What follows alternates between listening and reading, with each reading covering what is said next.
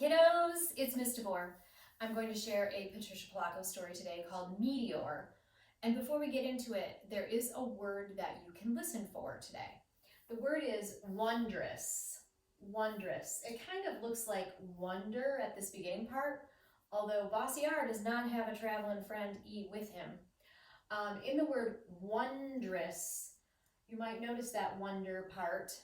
And it's kind of like, what do you wonder about, or what might you be curious? Because in this story, something very curious happens with a meteor. So Eddie is going to talk to you about wondrous. Boys and girls, good morning, how are you? Or maybe perhaps it's good afternoon for you. The word wondrous is something that might be something wonderful or something amazing that happens. So look for that in this story. You might hear the word one time only, but know that throughout the story, something wondrous is going on. I also want to remind you, you have the power to make someone's day better. Hope you're well. Ta-ta for now. So I'm going to share the story Meteor. I'll meet you over there. I'm going to give a little introduction. Patricia Polacco, again, is writing from her own personal life. In the story Meteor, it is based on a true event that happened in the front yard in a city in Michigan. So it's super cool. I hope you enjoy the story Meteor. And then I'm going to tell you at the end something quite fantastic that happened on one of the times that I was able to meet Patricia Polacco. She actually came to Collins Elementary School in Grand Rapids, Michigan in 2014, 2015 maybe.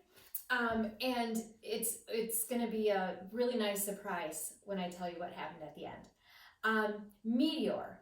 It's not every day a meteor falls in one's backyard. It's by Patricia Polacco, written and illustrated. Meteor by Patricia Polacco. Many years ago, when my brother and I were small, Mom let us spend the summer with our Grandma and Grandpa Gaw on their farm in Michigan. One night, far above that little farm, a star sputtered and flashed and started to fall. As it fell through the night sky, the geese honked their alarm, the chickens cackled, and the goats bleated and jumped wildly about.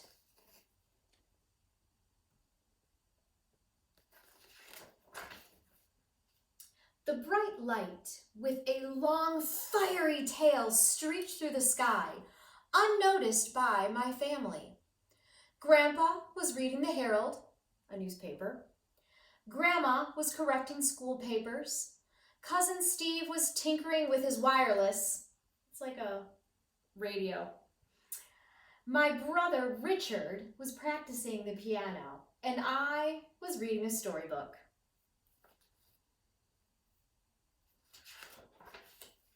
Suddenly, without warning, the house started shaking. Plaster came loose from the ceiling. Dishes fell from shelves. Rugs curled on the floor as if they had a life of their own.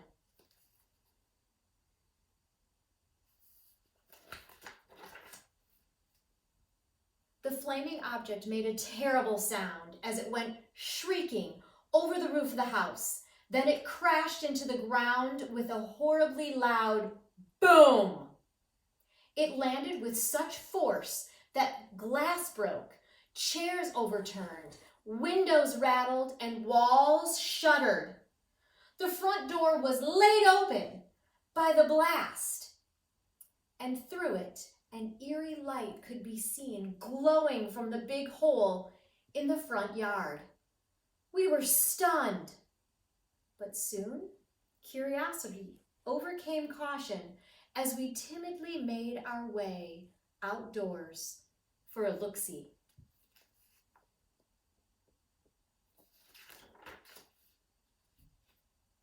Why, it's a fallen star, Grandpa gasped.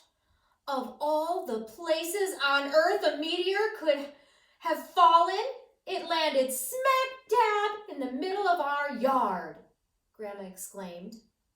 Grandpa and Cousin Steve pounded stakes all around the meteor and roped it off.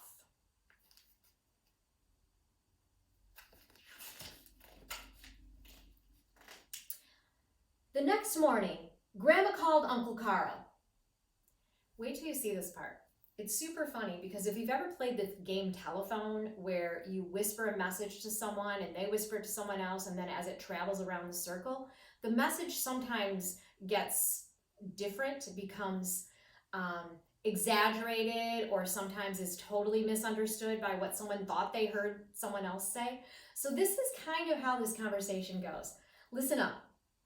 So, when Grandma called Uncle Carl, he said, "What? That's what I said, Carl. A real falling star right in my front yard," said Grandma. Carl called Bertie Potter. "Did you hear, Bertie? A falling star out by the Gaw place in Mudsock Meadow. Came in so low it almost hit the house." Next call. Bertie called Mayor Hatch. "That's right, Howard. It took off the roof and almost hit the clothesline. That poor family." Do you hear how that got misconstrued? It goes on. Mayor Hatch called Pearly Beach. "Unbelievable. Took the roof, the power lines, and hit a cow." Pearly called Vera. "I tell ya, it flattened the Gaw place, took the power lines, the water mains, killed the stock, and it's still smoking." Vera called Mr. Titus at the hardware store. "The whole place is gone. The barn, the animals, and there's a poison smoke coming from it." Mr. Titus called Officer Washburn, who called the fire chief. "Sounds like they'll be needing us," Chief Quizzle exclaimed. He started up engine number 23, turned on the siren, whoo, and headed out. But news traveled through town faster than the engine could even leave the firehouse. The Union City was abuzz with what happened in Mudsock Meadow. Merchants closed their shops, school was let out before noon, and just about everyone in town headed for the Gaw place to see the mysterious meteor.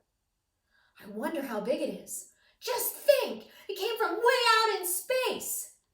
Isn't this the most exciting thing? I can't wait to see Carly, George, and the kids. This is more exciting than when Bertie Felspaw got her elbow caught in the revolving door at the library over in Coldwater Way." As the crowd jostled, trotted, rolled, and bumped through the countryside, bystanders and onlookers joined in and came along to see the meteor. Dr. Trotter's medicine wagon, the Coldwater... Chautauqua Circus, the Union City Ladies Lyceum fell in with a parade of citizens. They were soon joined by the Union City High School band, which hooted, tooted, boomed, and jingled their instruments as they ran down the hillside, creating quite an uproar in town. As more and more people arrived, Grandma and Grandpa's farm soon became a carnival of meteoric events. Meteor basket lunches were auctioned. Meteor popcorn was popped. Meteor lemonade was made. Meteor liniment was sold, which is like a lotion. And the Chautauqua Circus was going to give a meteoric performance. But most folks simply stood and stared at the wondrous meteor. "To think," Grandma repeated to everyone, "of all the places it could have landed, it came smack dab in the middle of our yard." She beamed with pride and was truly happy to see friends that she usually only saw once or twice a year. Helio the Great, master of the stratospheric maneuvers and the atmospheric acrobats, while on his way to the Iowa State Fair, landed his hot air balloon and offered special meteor rides. These included an ascent of approximately 40 feet and a slow descent in order to take in the full panorama of the farm and the meteor. The Union City High School band gave a meteoric concert. In the midst of all the festivities, a group of scientists arrive from Battle Creek College. The University of Michigan, go blue, and Michigan State University science departments. All these colleges are here to check it out. They set up their buzzing testing equipment and put on strange-looking protective suits. They turned on all of the machinery. Click, click, pop, whiz, poofy, poofy. It went. The scientists looked thoughtful, scratched their heads, and wrote down lots and lots of data. They measured, pondered, quizzed, and figured. The crowd leaned closer as their chief finally spoke. "Yes, sir! That there is a genuine meteorite." The crowd clapped and cheered. Charlie Lake struck up the band and the circus began, a meteoric performance. Ling Po and Ping Hao the jugglers threw little golden balls and shiny silver rings around and around in the air, while Tilly Lily, the dancing elephants, balanced on one foot as the leaping Luckies, the trained dogs, jumped about and did somersaults. The Union City Lyceum dance troupe performed a special number of interpretive movement depicting both the falling of the meteor and the last days of Pompeii.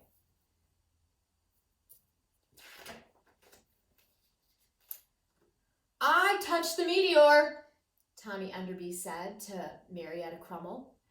"And as soon as I did, I could play my trumpet better than ever before." Marietta told Cecil Potter that after she touched the meteor, she thought up the best recipe for pie she ever did have. "I'm going to enter the pie contest in the next fair," she exclaimed. Cecil told Dr. Trotter that since she's touched the meteor, she had more energy than she'd had in years. "I tell ya, I could feel something coming right up through my finger from that there falling star. It's magic, I tell ya." Dr. Trotter claimed that ever since he touched the meteor, his liniment, remember that's a kind of lotion, had acquired super mysterious healing powers. Hollis T. Lonsberry, in turn, was convinced that his best hog was going to become a prize winner. "I'm going to enter him in the Ionia State Fair," he chirped to Gladys Party. Gladys was positive that since she touched the meteor, her eyesight improved instantly. "I'm telling you, Leonard," she said to Mr. Pinehurst, "I can see all the way across the barnyard." "Extraordinary," he sighed, and he stared at his forefinger. "I touched it too, and I feel special, really special." As folks left the golf farm that day, they all felt special. They were changed somehow, inspired by the act of touching something that had flown across the galaxy. It seemed like magic, all right. The Union City High School band went on to win the state championship that year. Thanks to a trumpet solo played by Tommy Enderby, and Marietta's currant blueberry pie, well, that took first place in the county fair. And Hollis D. Lonsberry's best hog, Herman, he won best of show at the Ionia State Fair. Maybe these things would have happened anyway, but who can say for sure? All I know is that for 3 generations, the meteor was a source of wonder to the little town of Union City, Michigan, and especially to my family. It remained on the very spot where it landed until it was moved to a lovely green hillside overlooking the St. Joseph River to become my grandmother's headstone. It is there to this day. And that's the end of Meteor. You just heard another snippet of Patricia Polacco's amazing life, because this happened for real and it still exists, and you could see it if you ever happen to travel in Europe by St. Joseph Bay. Check out that cemetery because the stone is still there, the Meteor. Something I want you to think about, well, it was quite wondrous, wouldn't you agree? And I used to have a notebook in which I could refer to my notes. Oh, sorry, still here, not going anywhere. So when I think about this, I wanted to share with you something wondrous that happened to those of us that were so lucky to be at Collins when Patricia Polacco visited. She came to our school and she did a little presentation sharing some of the books that she's written. And then in addition to that, she shared the story Meteor, a snippet of it, a small part, but she brought a piece of the actual meteor and we all got to touch it. But she gave us this one thing that we had to do. She said, when you touch the meteor, here's the rule. It was for teachers and students alike. And the rule was, when you touch it, make a wish for you, and then make a wish for someone else.